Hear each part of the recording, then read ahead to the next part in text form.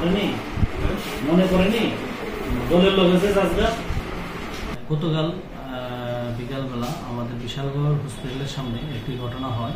এখানে বিশালগড়ের একজন টিচার শিক্ষক রাজেশ্বর চৌধুরীর উপরে কিছু লোক হামলা করে। তখন আমরা এই ঘটনার পরে আমরা একটা কেস নিয়ে আমরা ইনভেস্টিগেশন করে একজনের আইডেন্টিফাই করি, আপাতত আইডেন্টিফাই করে আমরা ওকে গতকাল রাতে অ্যারেস্ট করে এখন থানাতে নিয়ে এসে এবং আজকে ওকে আমরা কোর্টে প্রেরণ করছি। আর এই ঘটনার পেছনে আর বাকি যারা যুক্ত আছে আমরা তাদেরকেও অতি সত্বর আইনের আওতায় অ্যারেস্ট করে আমরা। ওর নাম হলো রাহুল দেবনাথ, বাড়ি গৌতমনগর। মূলত এই কেসে কতজন অভিযুক্ত আছে?